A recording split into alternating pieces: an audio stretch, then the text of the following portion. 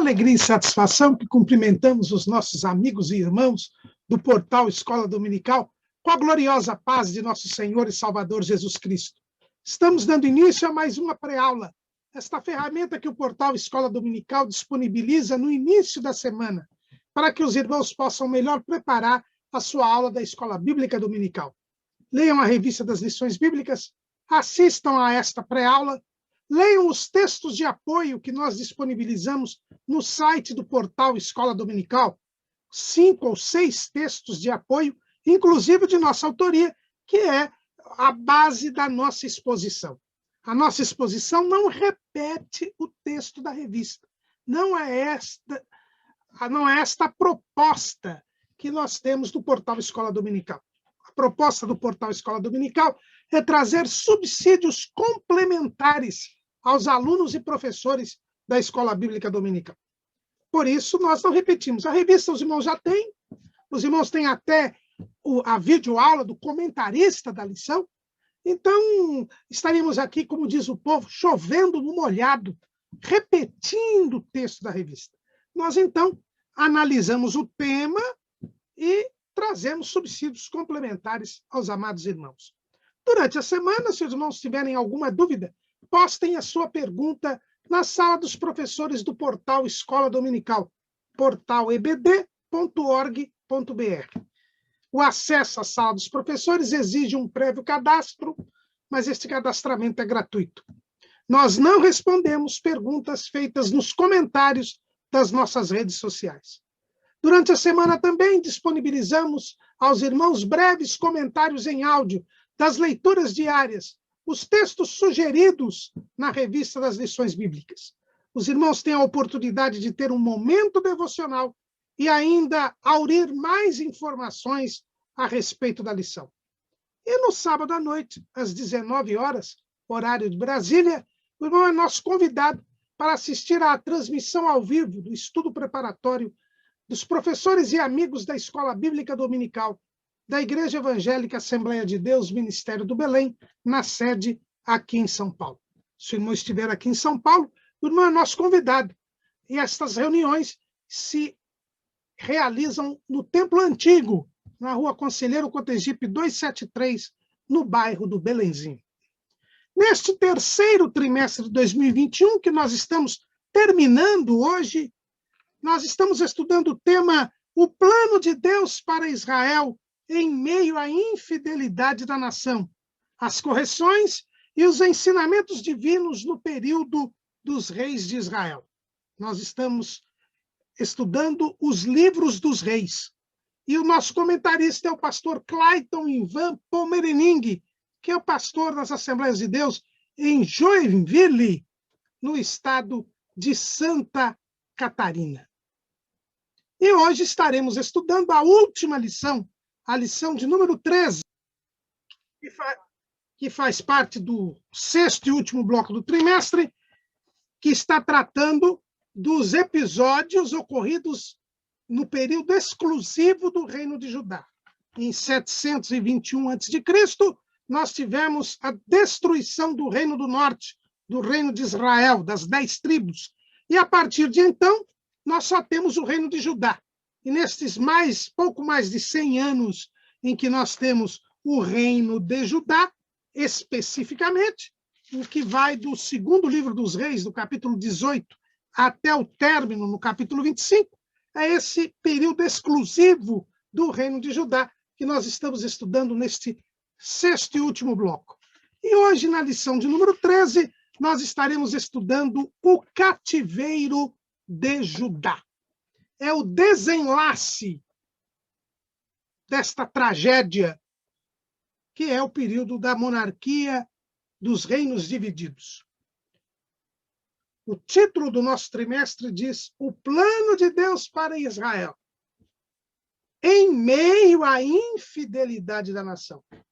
E nós acompanhamos neste trimestre todo este período de tempo, desde Salomão até agora, o cativeiro, que vai ser o cativeiro da Babilônia, os 70 anos em que os judaítas ficarão na Babilônia, perdendo a terra prometida por causa da infidelidade. O apóstolo Paulo, quando ele escreve para o seu filho na fé, Timóteo, ele deixa bem claro, lá em 2 Timóteo, capítulo 2, versículo 11. Palavra fiel é esta, que se morrermos com ele, também com ele viveremos. Se sofrermos, também com ele reinaremos. Se o negarmos, também ele nos negará. Se formos infiéis, ele permanece fiel. Não pode negar-se a si mesmo.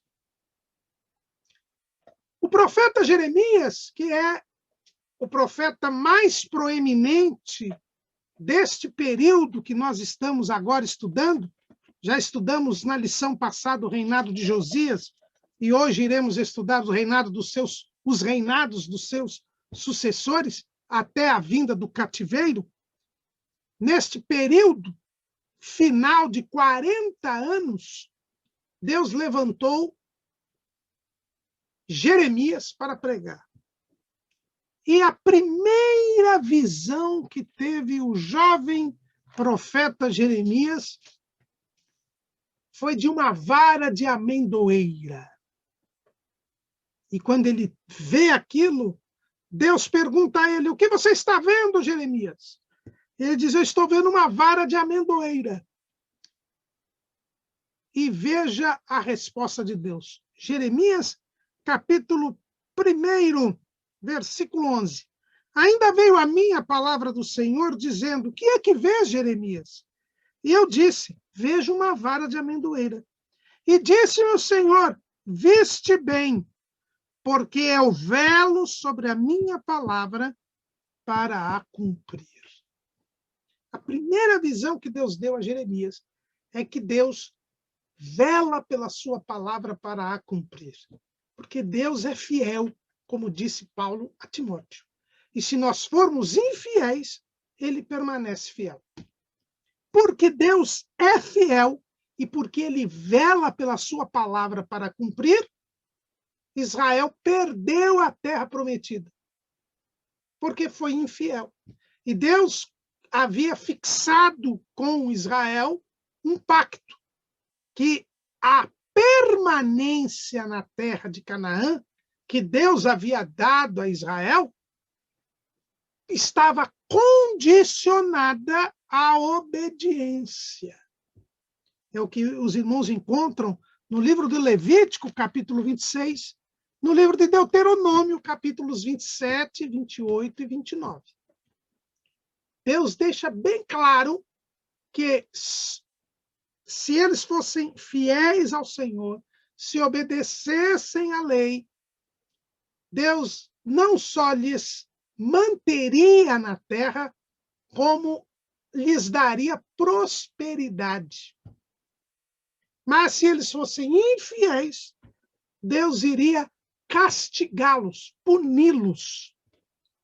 E há uma sequência de castigos, porque Deus fixa gradualmente os castigos, até o último, que é a máxima punição, que é a perda da terra.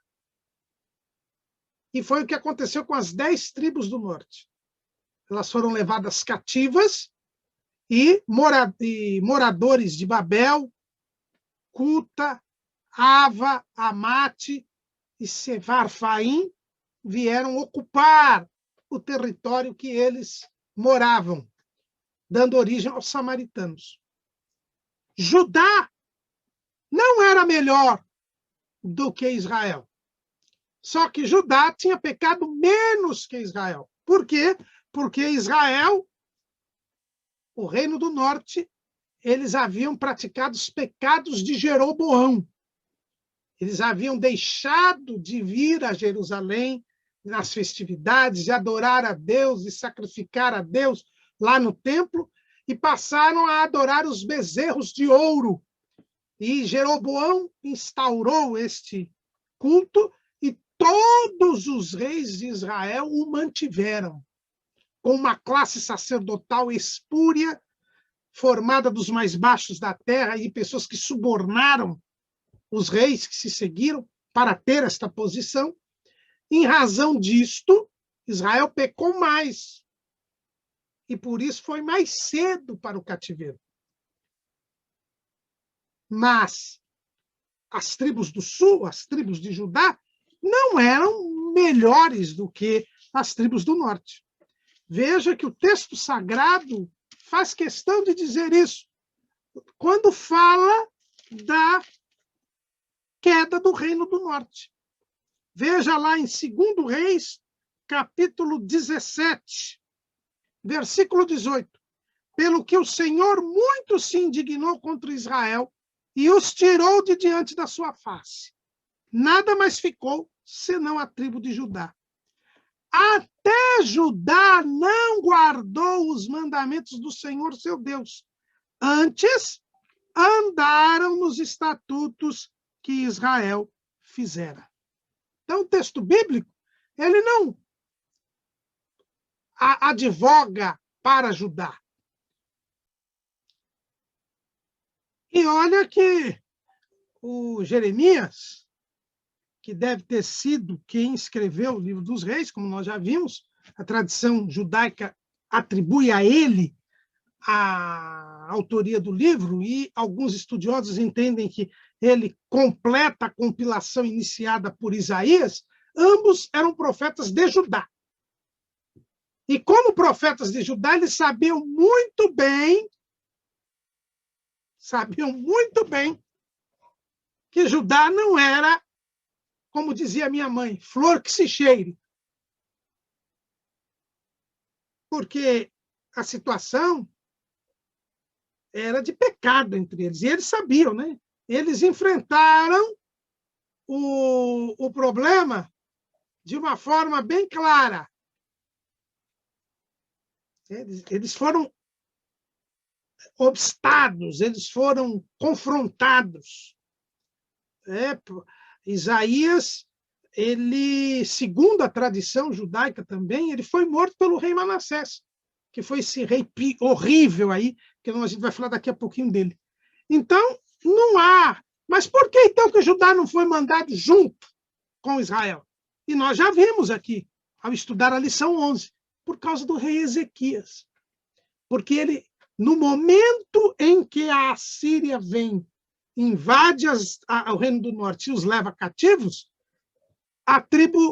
as tribos do sul, né, o reino de Judá, eles estavam num momento de avivamento, de conversão a Deus, e conversão radical. A Bíblia diz que Ezequias foi o rei mais fiel a Deus que tinha surgido até então. Então, como eles estavam servindo a Deus, como eles estavam obedecendo a Deus, e como Ezequias clamou a Deus, pedindo livramento de Senaqueribe, então a Assíria não conseguiu dominar o reino de Judá. Mas ainda no reinado de Ezequias, Deus já levanta o próprio profeta Isaías para dizer que Judá seria levado cativo para a Babilônia. Quando Ezequias morre, aí nós temos a calamidade total, que foi o reinado de Manassés.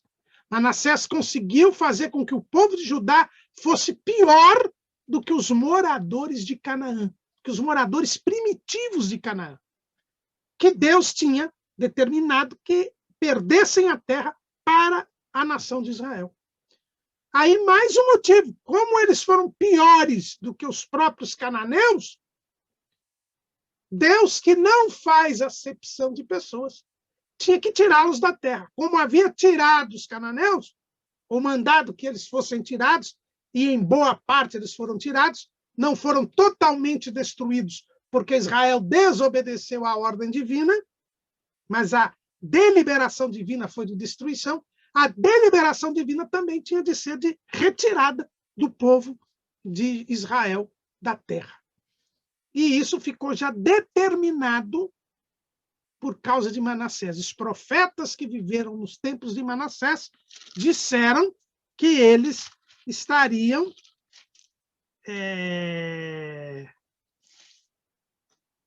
que Deus iria trazer o mal sobre o povo. É o que vocês encontram ali em 2 Reis, capítulo 21, versículo 10. Então o Senhor falou pelo ministério de seus servos, os profetas, dizendo: porquanto Manassés, rei de Judá, fez estas abominações, fazendo pior do que quanto fizeram os amorreus que antes deles foram, e até a Judá fez pecar com os seus ídolos, por isso assim diz o Senhor, Deus de Israel, eis que hei de trazer tal mal sobre Jerusalém e Judá, que qualquer que ouvir lhe ficarão retinindo ambas as orelhas. Então Deus promete trazer o maior mal possível a Judá e Jerusalém, que é o cativeiro, porque é a pena máxima prevista no pacto palestiniano, naquele pacto que Deus firmou com Israel para que eles se mantivessem na terra que Deus lhes havia dado. E, em razão disso, Deus, então, já havia deliberado e determinado o cativeiro. Mas Manassés se arrependeu e alcançou o perdão de Deus. Fez com que o povo voltasse a servir a Deus. Em seguida, seu filho Amon retornou tudo de errado que tinha. E Josias, seu neto, aboliu a idolatria da terra de Israel. Ele conseguiu arrancar os ídolos de toda a terra de Israel, inclusive da região do Reino do Norte, que já não existia mais. Josias, como nós vimos na lição passada, ele inclusive destruiu o bezerro de ouro de Betel, como havia sido profetizado no dia da inauguração daquele altar. E por que Josias se arrependeu e se humilhou diante de Deus? Deus o poupou do castigo. E foi aí que nós terminamos a lição passada, quando Josias é morto por Faraó Neco. Depois de 31 anos de reinado, ele vai tentar interceptar, impedir que o exército egípcio passe pelo território de Judá, ele que estava indo se dirigindo para um confronto com o exército da Babilônia, que havia vencido a Assíria e era um novo império mundial, a famosa batalha de Cárquemes, e lá os egípcios são derrotados. Mas antes dos egípcios serem derrotados, Faraó Neco enfrenta o exército de Josias e Judá é fragorosamente derrotado e Josias morre em batalha. E a derrota é tão grande que o povo, ao saber da morte de Josias, a Bíblia diz ainda, é muito bonito o que nós vamos falar agora, Jeremias escreve lamentações, né? O povo chora a morte de Josias.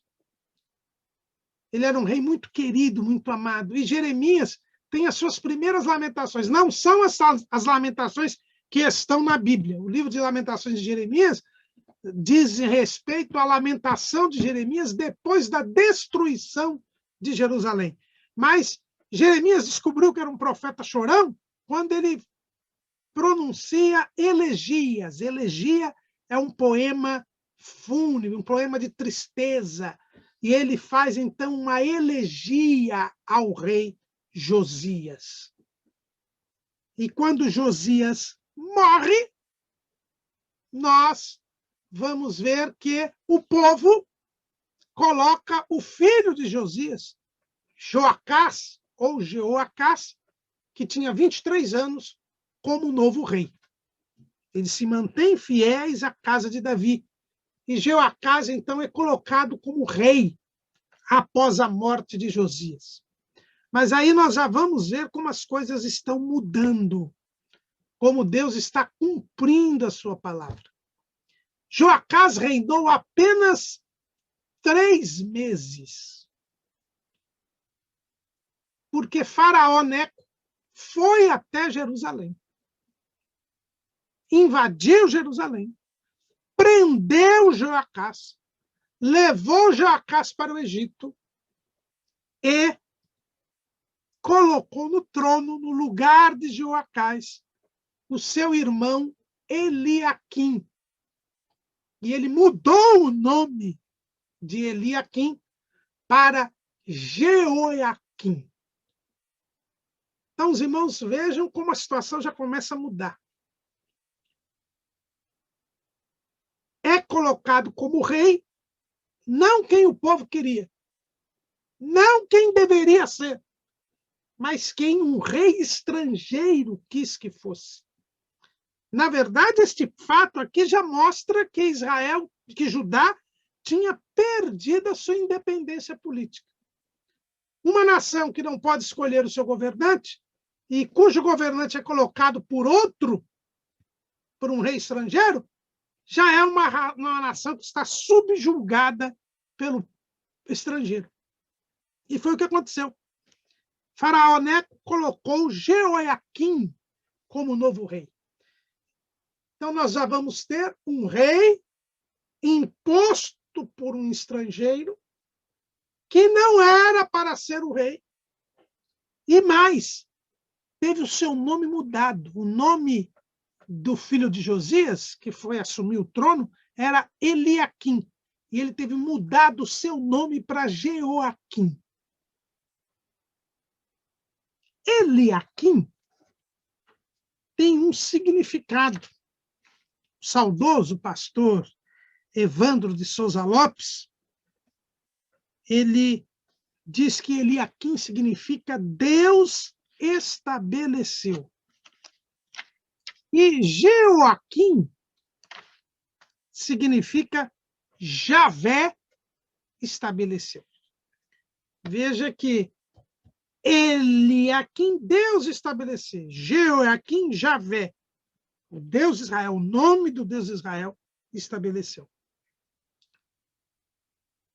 Por que Faraó Neco mudou o nome? Para dizer ao povo de Judá que era o Deus de Israel que estava impondo este vexame. Era o próprio Deus de Israel que estava castigando o povo, impedindo o povo de ter o rei que quisesse. É mais um sinal que Deus dava, através de um rei estrangeiro, de que estava chegando o tempo do juízo e que o povo precisava se arrepender. Jeremias já estava pregando há 18 anos e o povo não ouvia, e o povo não atendia. Jeoaquim assumiu o trono e teve que pagar um pesado tributo para Faraó. Segundo Reis, capítulo 23, versículo 35. E Jeoaquim deu aquela prata e aquele ouro a Faraó, porém fintou a terra para dar esse dinheiro, conforme o mandado de Faraó.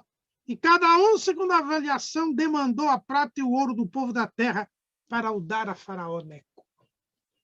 Judá era tributário na sua própria terra. A ordem de Deus tinha sido que os cananeus, heteus, heveus, amorreus, girgazeus, ferezeus, e jebuseus, eles fossem destruídos. Mas a Bíblia diz que alguns não foram destruídos e se tornaram tributários, ou seja, para se manter vivos, para se manter na terra, eles tinham que pagar tributos para os israelitas. Então, eles haviam perdido a própria terra. Aqui é o que acontece. Judá passa a pagar tributo, passa a ter que pagar para continuar na terra. Deus estava indicando claramente que se eles não se arrependessem, perderiam a terra. Já estavam tendo que pagar para ficar na terra. E nem assim o povo se arrependeu.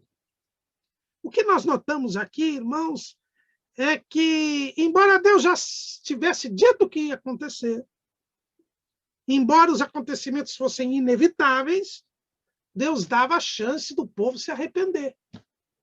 Deus dava uma real oportunidade de conversão. Isso é o que acontece com cada ser humano até hoje. Deus não retira o livre-arbítrio do ser humano. Já revela o que vai se passar no plano da salvação, não revela a todos o que vai se passar comigo ou com você, mas ele já sabe, porque ele é Deus, ele é onisciente. Mas isto não quer dizer que você está predestinado a este fim. Você vai para lá porque quer, porque Deus lhe dá real oportunidade. Manassés teve uma real oportunidade de salvação e foi perdoado, embora os pecados por ele cometidos levassem o povo ao cativeiro. Josias teve uma real oportunidade de se humilhar. Se humilhou e foi poupado do castigo que viria. O castigo veio, mas ele não sofreu. É esta dinâmica que os calvinistas não conseguem entender. Jeoaquim tinha que pagar tributos para o Egito.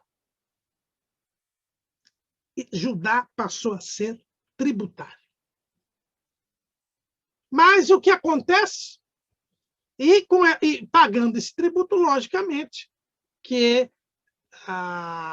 o povo se empobreceu. Né?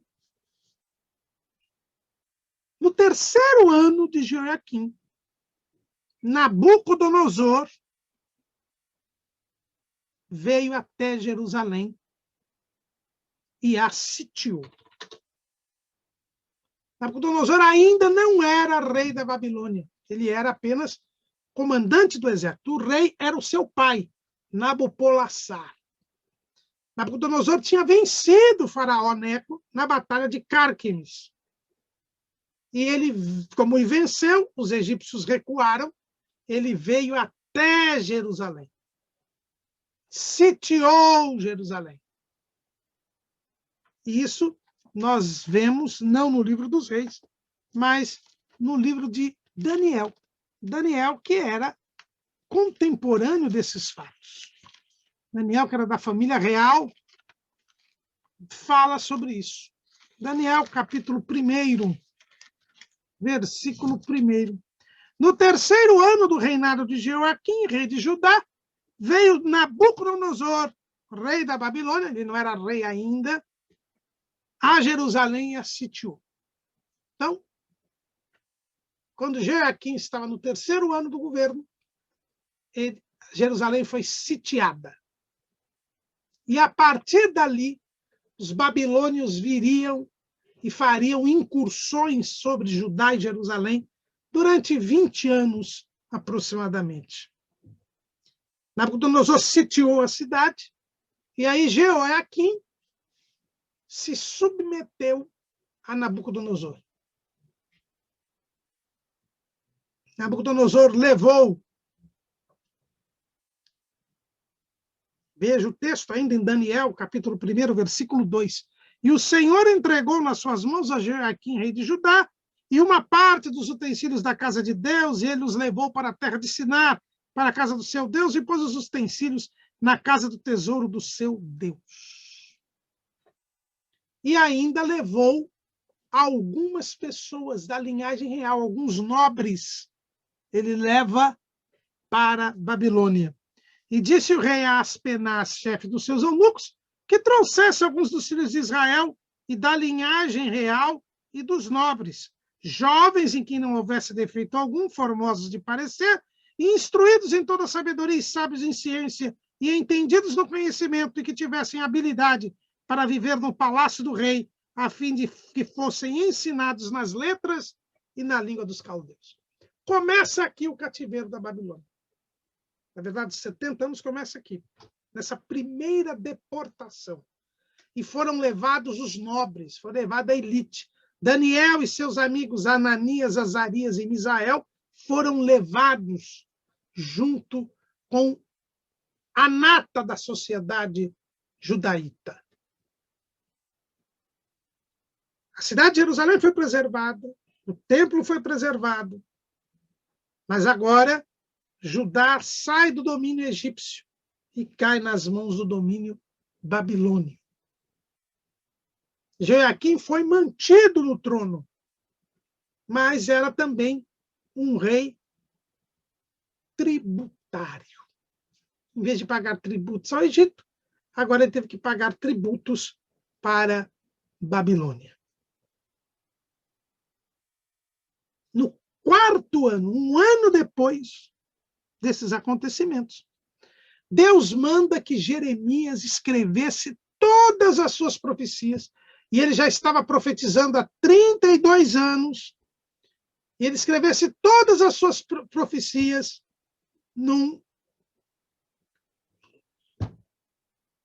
aliás, 22 anos, já estava profetizando, ele deveria escrever num livro,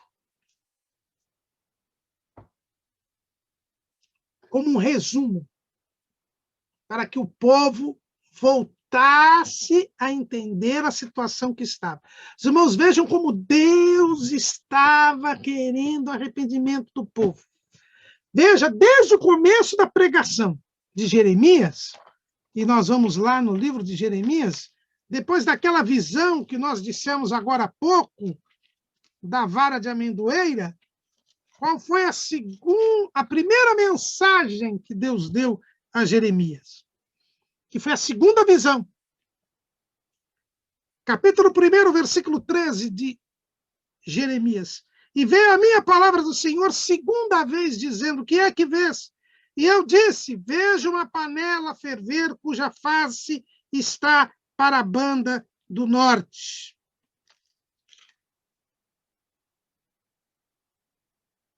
E aí, disse-me o Senhor: do norte se descobrirá o mal sobre todos os habitantes da terra. E o norte aqui é Babilônia. É Babilônia. Desde o começo, o profeta Jeremias dizia que Babilônia iria tomar Judá, iria levar o povo de Judá cativo, iria destruir Jerusalém, iria destruir o templo. E agora Nabucodonosor sitiou a cidade, não destruiu nada, mas levou alguns utensílios da casa do Senhor e levou os nobres cativos. E Jeremias até teve uma crise, porque ele viu que os homens fiéis, como Daniel e seus amigos, foram levados, e os ruins foram deixados. E ele até fica em crise, mas Deus diz: olha, é que eu estou levando os bons, que eu vou poupar os que foram levados.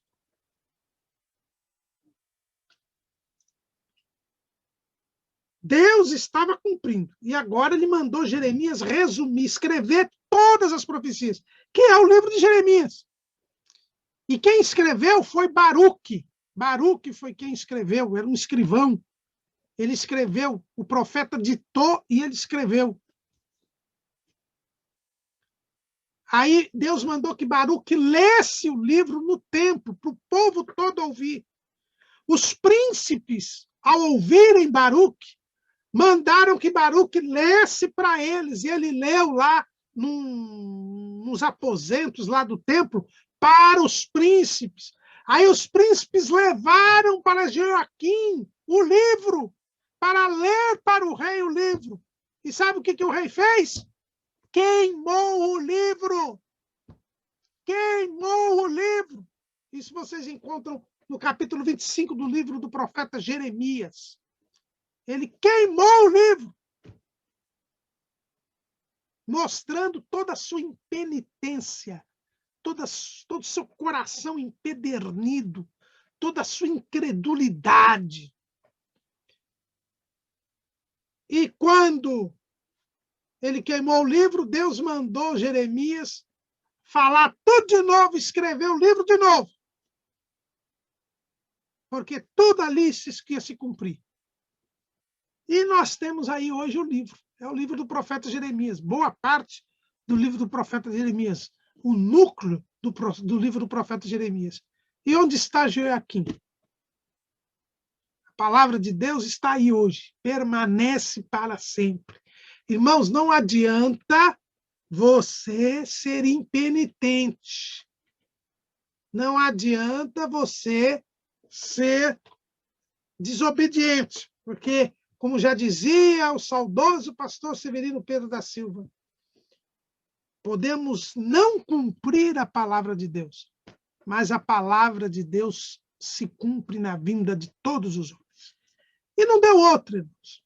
Como Joaquim era um homem ímpio, ele só submeteu 3 anos a Nabucodonosor.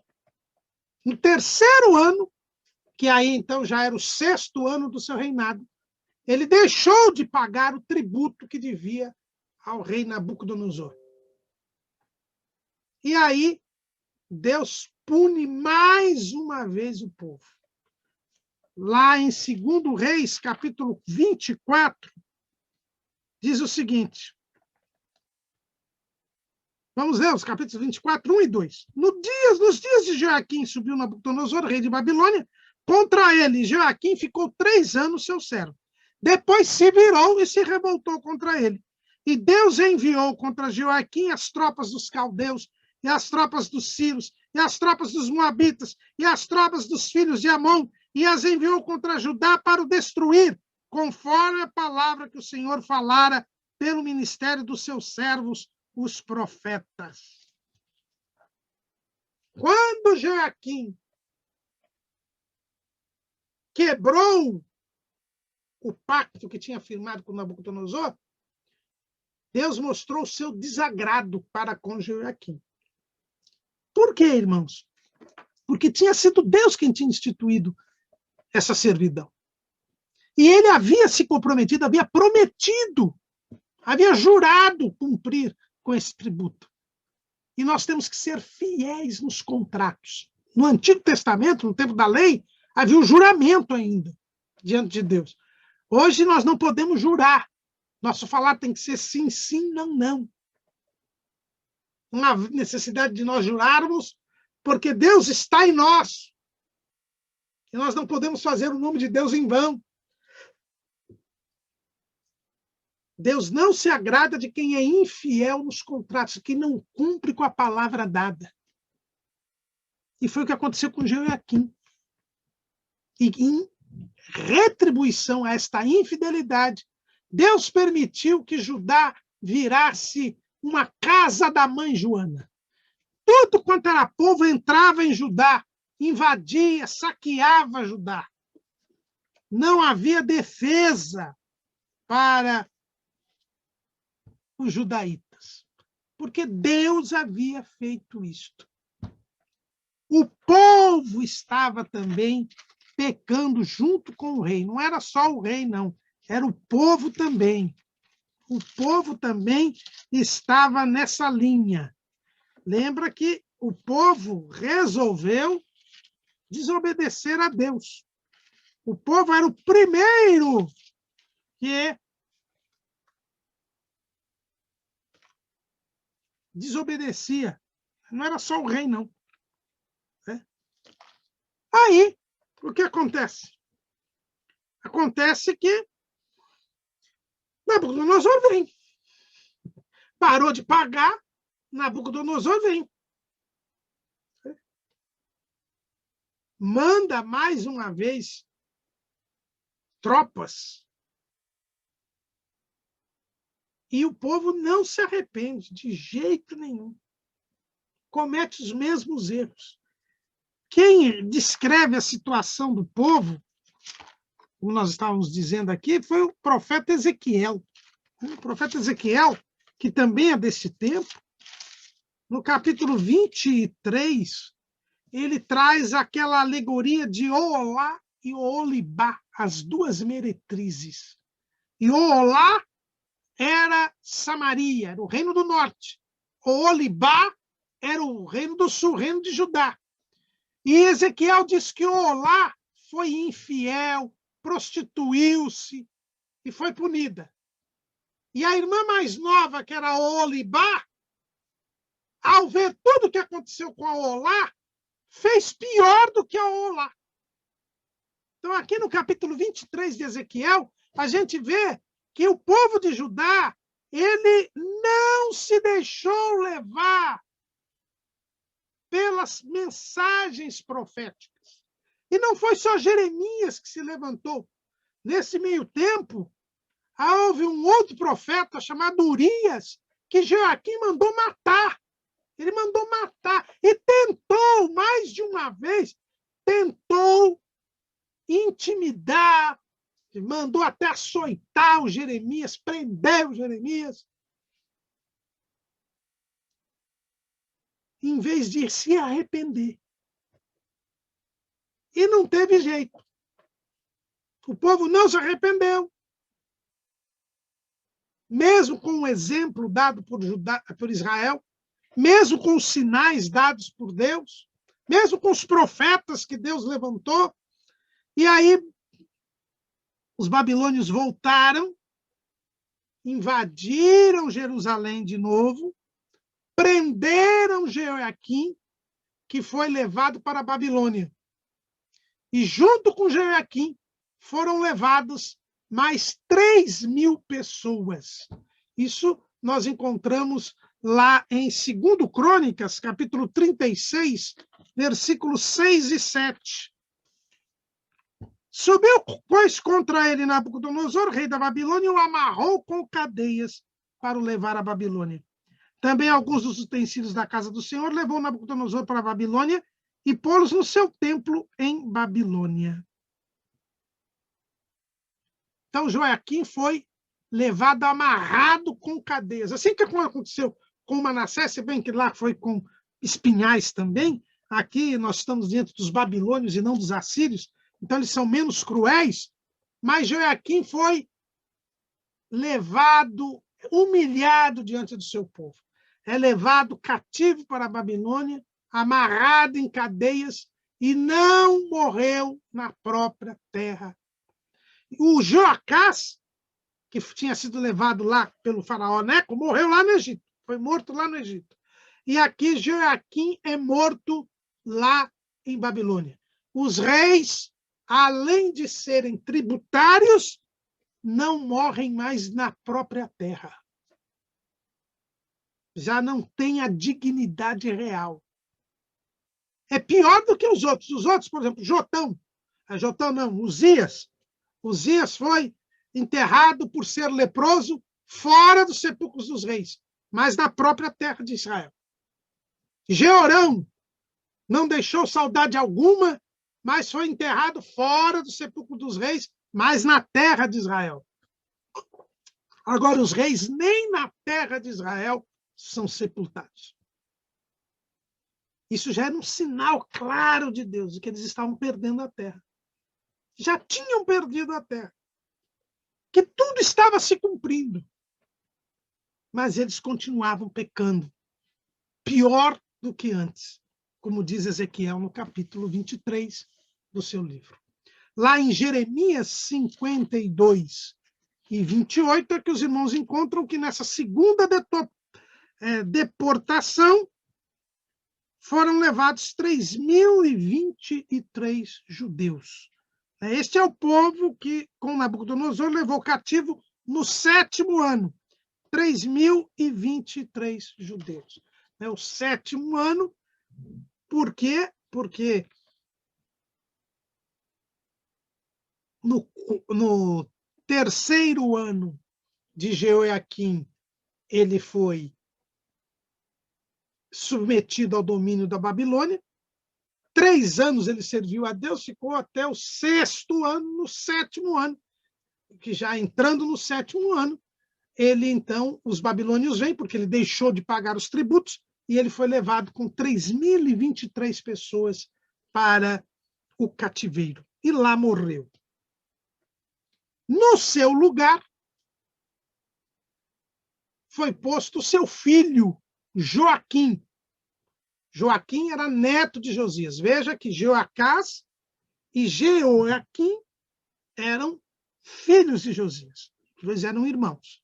Jeoacás reinou 3 meses, Jeoaquim reinou 11 anos. Quando Jeoaquim é levado cativo, o seu filho Joaquim é colocado no trono.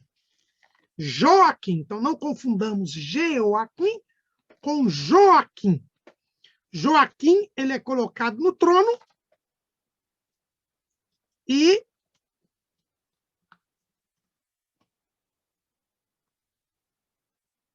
Joaquim tinha uma tenra idade.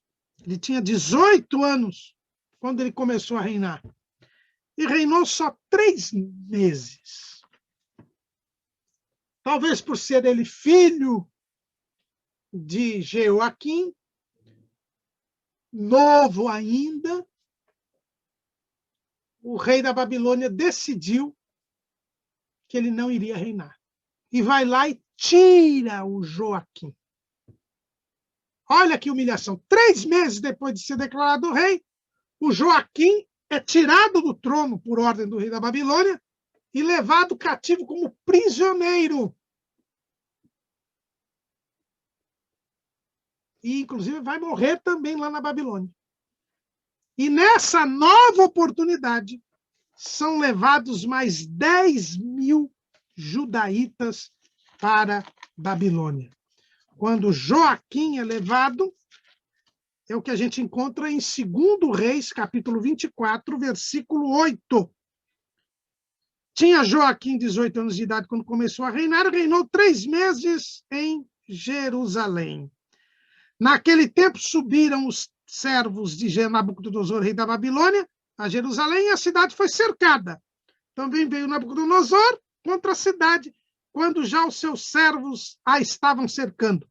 Então saiu Joaquim ao rei de Babilônia, ele e sua mãe, seus servos e seus príncipes e seus eunucos, e o rei de Babilônia o levou preso no ano 8º do seu reinado, e tirou dali todos os tesouros da casa do Senhor e da casa do rei, e transportou a toda Jerusalém, com também todos os príncipes e todos os homens valorosos, 10.000 presos, e todos os carpinteiros e ferreiros. Ninguém ficou senão o povo pobre da terra.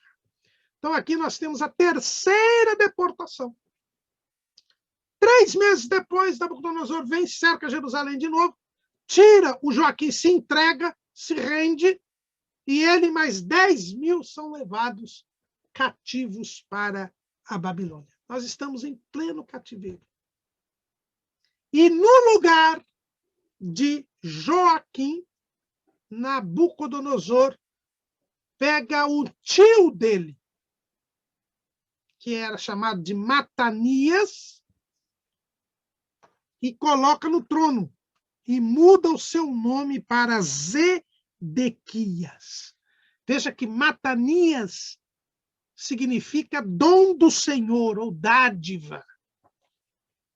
E Zedequias significa Javé é a minha justiça. Mais uma vez, agora com o rei da Babilônia, se muda o nome do rei, e quem dá nome mostra autoridade. E a mudança do nome diz isso. Isso aqui não é um dom de Deus, não. Isso aqui é fruto da justiça de Deus. É um rei gentil, dando lições espirituais ao povo. É Deus mostrando para o povo de que eles estavam sofrendo as consequências dos seus pecados. E os profetas, Jeremias e Abacuque e Sofonias, pregando para que o povo se arrependesse. E o povo, como dizia Ezequiel, fazendo pior do que a própria tribo do norte. E Zedequias vai ser um péssimo rei. Ele tinha 21 anos de idade quando reinou, e reinou 11 anos. Ele seguiu os mesmos passos do seu irmão Jeoaquim. Ele era um rei titubeante, vacilava muito facilmente. Ele consulta a Jeremias, Assim que ele começa o seu reinado, ele vai consultar a Jeremias, pedindo que Jeremias pudesse interceder por ele, ao povo, consultar a Deus. Ele queria saber por que Nabucodonosor tinha vindo contra Judá e levado mais gente para o cativeiro. Vê se é possível. Jeremias, capítulo 21, versículo 1. Olha a que ponto nós chegamos. A palavra que veio a Jeremias da parte do Senhor, quando o rei Zedequias lhe enviou a Pazur, filho de Malquias, e a Sofonias, filho de Maazéias, o sacerdote, dizendo: pergunta agora por nós ao Senhor, por que Nabucodonosor, rei de Babilônia, guerreia contra nós? Bem pode ser que o Senhor opere conosco, segundo todas as suas maravilhas, e o faça retirar-se de nós. É brincadeira, né, irmãos? Deus falando há 30 anos que não era tempo, que o povo tinha que se arrepender, que o povo estava em pecado, e o povo insistindo em pecar, o rei queimando o livro com todas as profecias dos 30 anos, e agora o novo rei, que mudou o nome para Javé, minha justiça. Desculpa a expressão, irmãos, tem a cara de pau de perguntar para Deus: por que Nabucodonosor está nos perseguindo? Por quê? Será que Deus não nos abençoa? Será que Deus não nos tira esse homem daqui? Nesse meio tempo, nós temos uma série de falsos profetas que profetizam paz. Diz que o templo nunca vai ser destruído, porque ali é o lugar da presença de Deus. E o povo gostava de ouvir aqueles profetas. E Zedequias vai perguntar a Deus por que eles estavam sendo perseguidos. Por que eles estavam sofrendo nas mãos do rei da Babilônia? E o mais triste, irmãos, é que Zedequias é um tipo de crente que existe muito hoje. Hoje é muito comum os crentes estarem buscando a Deus, perguntando por quê, por quê, por quê? Quando Deus já falou por quê. Quando a palavra já diz por quê. E eles ficam querendo que Deus torne verdadeiros esses discursos falsos. Esses discursos da teologia da prosperidade, da teologia da confissão positiva. Que é só bênção, é só vitória, é só vitória, é só vitória. Discursos que não falam de pecado, que não levam o povo à santidade, que não fala de arrependimento, de conversão. São essas mensagens que nós precisamos ouvir. E quem se levanta para falar esta mensagem, assim como Jeremias, assim é açoitado, assim como Urias é morto, enquanto os Ananias da vida são prestigiados. Porque assim como naquele tempo, hoje, o que diz o profeta, o que diz, aqui ele foi um profeta, mas o que diz o apóstolo Paulo, lá em 2 Timóteo, capítulo 4, versículo 3, porque virá tempo em que não sofrerão a sã doutrina, mas tendo comichão nos ouvidos, amontoarão para si doutores conforme as suas próprias concupiscências e desviarão os ouvidos da verdade, voltando às fábulas. É o que acontecia naquele tempo. O povo corria atrás de quem profetizava bênção, paz, fim do cativeiro. E tinha falso profeta tanto em Judá quanto já lá na Babilônia. Lá na Babilônia também tinha falso profeta. Depois você lê com mais calma lá em Jeremias, capítulo 29.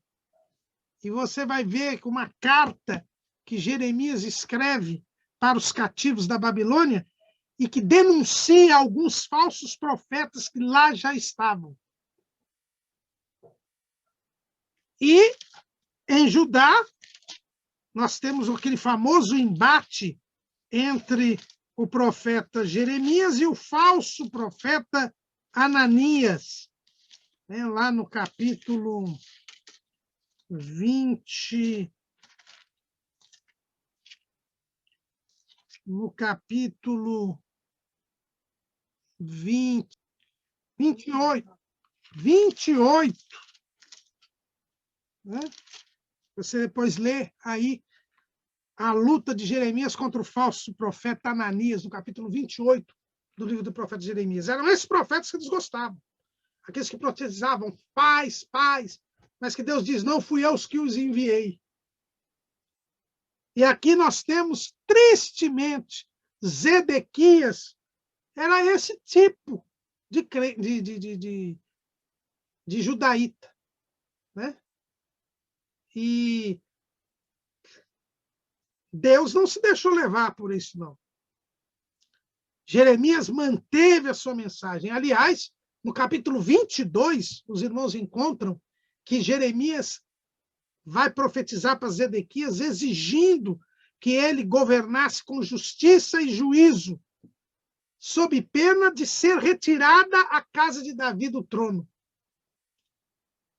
Jeremias deu também uma mensagem dura contra os pastores infiéis de Israel, do capítulo 23 de Jeremias, contra os falsos profetas, no capítulo 24.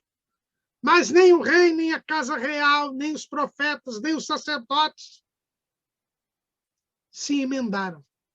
Pelo contrário, muitos príncipes começaram a perseguir Jeremias e Zedequias, ele aceitou perseguir Jeremias. Mais de uma vez mandou prender Jeremias. Mandou uma vez jogar Jeremias no calabouço. Precisou um servo etíope chamado Ebed-Meleque para convencer o rei a permitir que ele tirasse Jeremias daquele poço, onde certamente Jeremias seria morto. Porque Zedequias era um rei fraco. Ao mesmo tempo que ele consultava a Deus, ele pedia misericórdia a Deus, ele não quebrava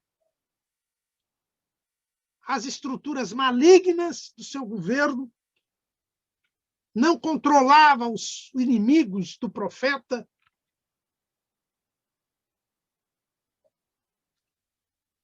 Ele foi até Babilônia levar os tributos, que ele tinha que pagar tributos ao rei de Babilônia.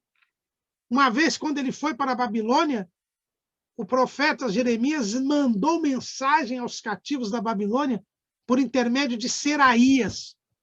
E lá ficou dito que Deus iria depois também pronunciar o seu juízo contra a Babilônia. O que também o profeta Abacuque havia profetizado. Mas Zedequias ouviu tudo isso. Ouviu que o cativeiro ia durar muito. Mas Zedequias preferia ouvir os falsos profetas. Preferia perseguir Jeremias. E quando ele volta de Babilônia, depois de ter levado os tributos para a Babilônia,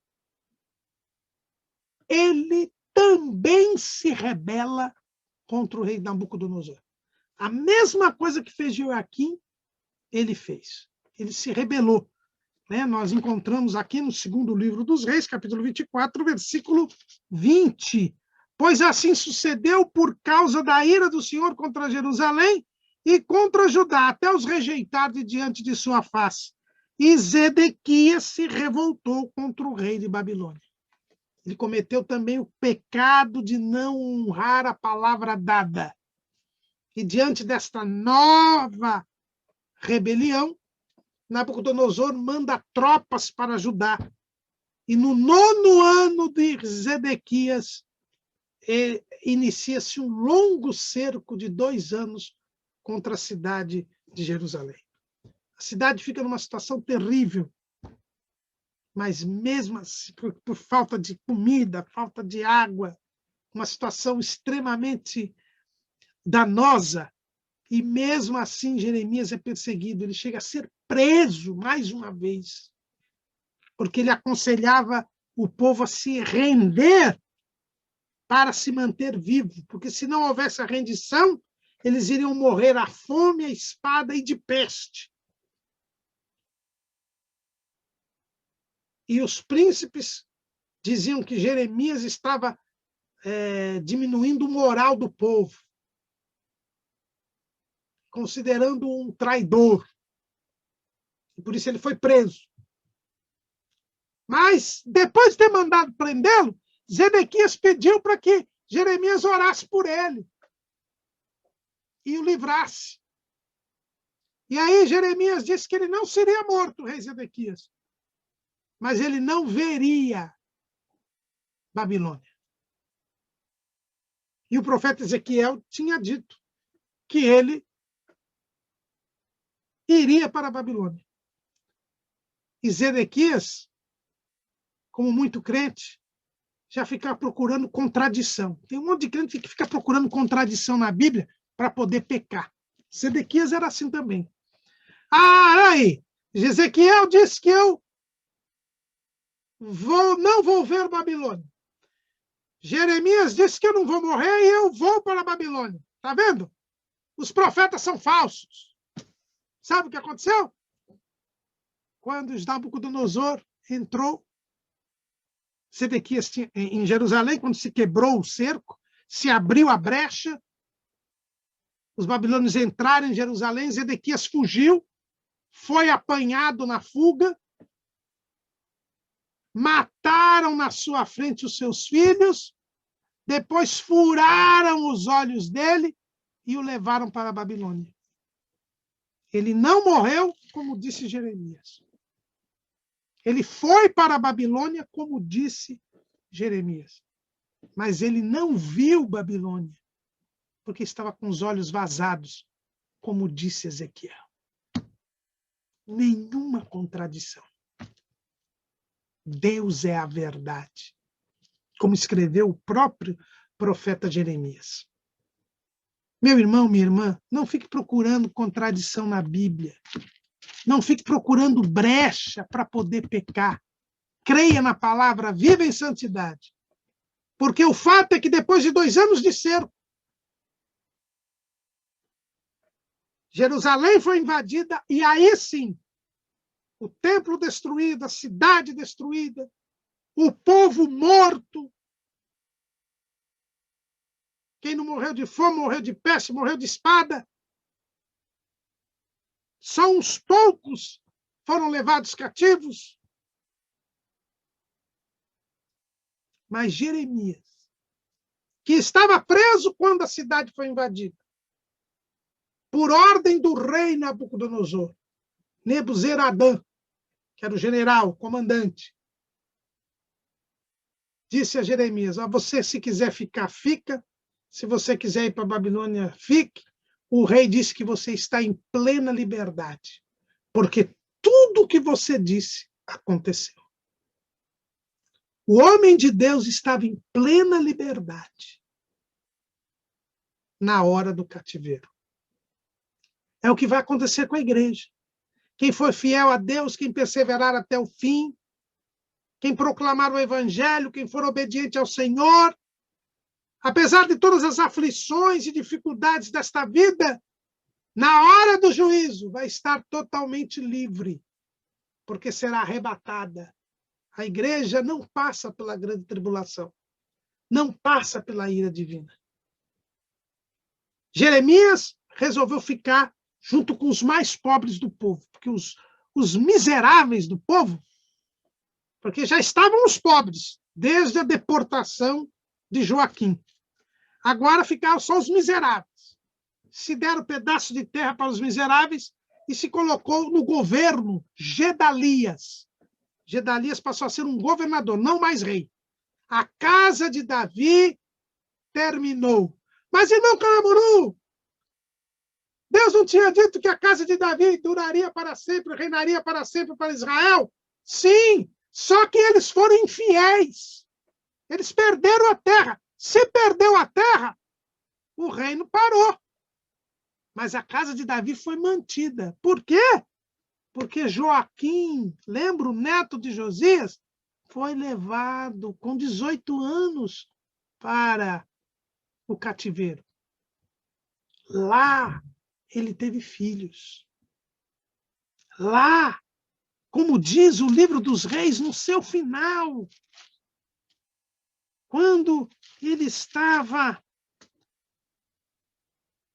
37 anos no cativeiro. 37 anos ele estava no cativeiro.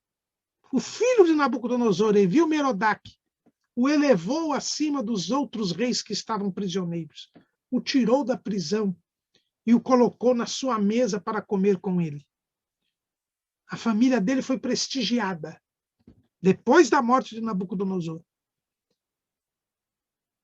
E é da família de Davi, na continuidade da família de Davi, que estará o líder que levará o povo de volta para o cativeiro. Zorobabel, ele é descendente de Davi. Você vê isso muito bem no Evangelho segundo escreveu Mateus, capítulo 1, quando fala da genealogia de Jesus. Diz assim: e depois da deportação para a Babilônia, Jeconias, e Jeconias aqui é Joaquim, gerou a Salatiel. E Salatiel gerou a Zorobabel. E foi Zorobabel quem trouxe de volta o povo, liderando o povo. Não mais reinando, mas a casa de Davi foi mantida, preservada, para que nela nascesse nosso Senhor e Salvador Jesus Cristo, que virá reinar sobre Israel no tempo próprio, no momento próprio. E ele começará a reinar a partir da Batalha do Armagedon. Agora, lá na cruz, nas línguas oficiais, em grego, em latim e em hebraico, Jesus é proclamado como o Rei dos Judeus. E tanto foi proclamado que os principais dos sacerdotes, ao verem na cruz Jesus Nazareno, Rei dos Judeus, correram até Pilatos e disseram: Pilatos, não escreva Rei dos Judeus, diz eu sou o Rei dos Judeus. Porque você está reconhecendo que ele é o Rei dos Judeus. E você é o representante de César, que é o dono do mundo. E esse reconhecimento é oficial. E Pilatos disse: o que escrevi, escrevi. Jesus foi reconhecido como rei. Mas ele morreu, mas ele ressuscitou. E por ter ressuscitado, ele é o Rei dos Judeus. Reconhecido oficialmente. Não está no trono ainda. Por quê? Porque a casa de Davi não tem território para reinar. Mas daqui a pouco, a casa de Davi voltará, porque território Israel já tem. E brevemente Jesus reinará sobre Israel, cumprindo a profecia. Mas, apesar da infidelidade de Judá ser a Olibá, a prostituta pior do que o Olá, que foi o reino do norte, Deus preservou a casa de Davi para que eu e você fôssemos salvos e para que o plano de Deus para Israel fosse cumprido. Porque Israel precisa ainda ser o povo santo, o reino sacerdotal, que ainda não foi. Mas voltando aqui, Gedalias é colocado como governador e Jeremias fica ali com eles. Veja como Jeremias amava o seu povo. Era muito mais fácil ele ir para a Babilônia e lá ficar vivendo muito bem, porque ele era respeitado pelo rei Nabucodonosor. Mas ele preferiu ficar com o seu povo. E vai sofrer mais uma vez. Irmãos, depois de Jerusalém destruída, do templo destruído, Gedalias vai governar em Mispá, uma cidade de Benjamim, e lá o governador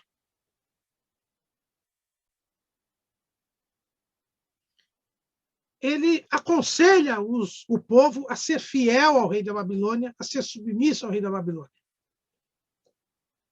E alguns judaítas que estavam meio dispersos, ao saberem que Gedalias estava governando, eles se aproximam, eles vêm morar ali em Mispá. Entre estas pessoas vem um tal de Ismael, filho de Netanias, que estava refugiado lá no reino de Amon. Depois que os babilônios foram embora, ele vem. E as pessoas desconfiavam, e era verdade, que Ismael tinha vindo com uma ordem do rei de Amon para matar Gedalias. Mas Gedalias aceita, recebe Ismael, e apesar de ser alertado por alguns, inclusive, principalmente Joanã, filho de Careá, deste mau intento de Ismael, ele não acredita. Ele não vigia, irmãos. Nós temos até um estudo sobre essa passagem.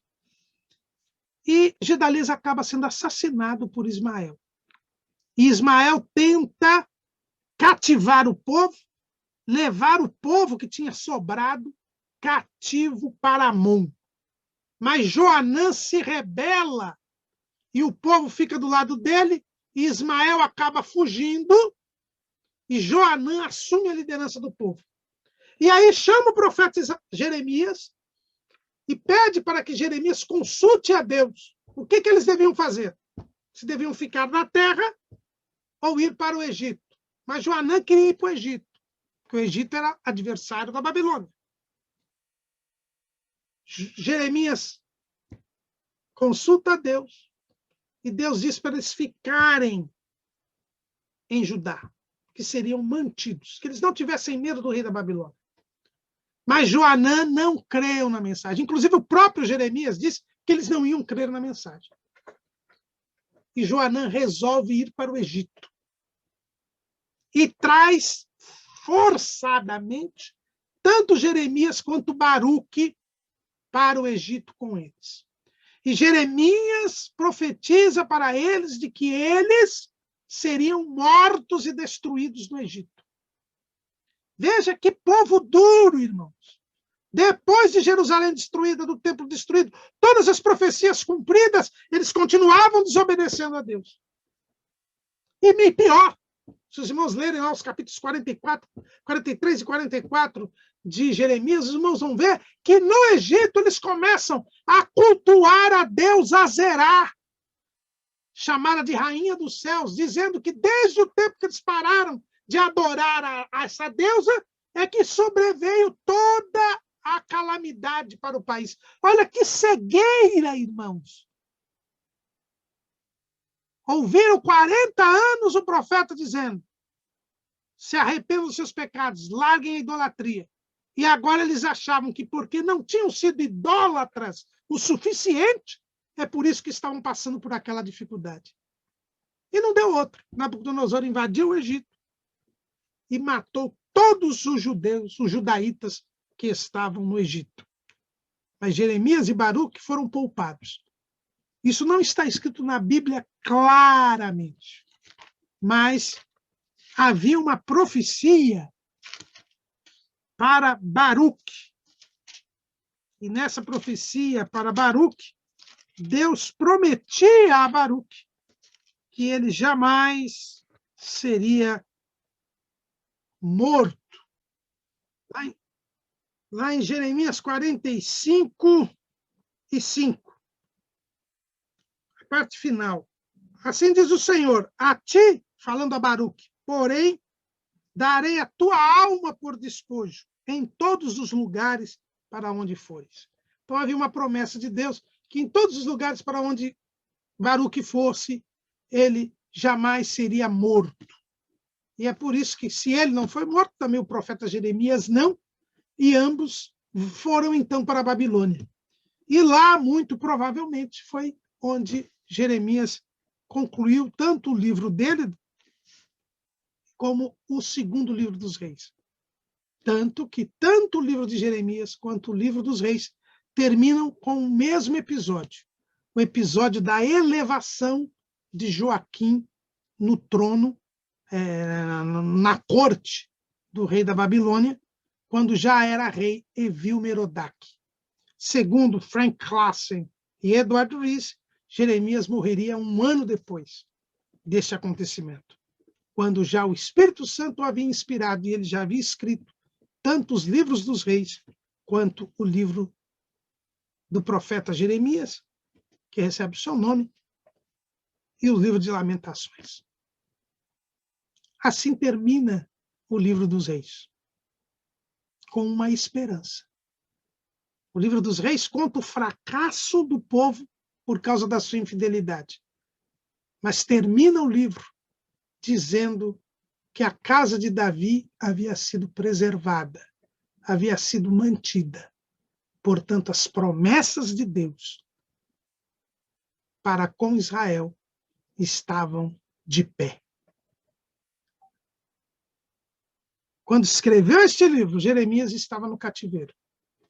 Mas o Espírito Santo mostrou por que o povo estava no cativeiro, mas manteve de pé as promessas. Por isso, confiemos em Deus. Como diz a harpa cristã, de Deus muito firmes são as promessas, mais firmes são que as montanhas são. Quando o socorro terrestre cessa, os de Deus não falharão. E nós sabemos que Deus cumpriu ipsis literis a sua promessa. E hoje eu e você estamos aqui estudando a palavra de Deus, porque Jesus veio, morreu por nós, ressuscitou e brevemente nos levará para o céu. Amém.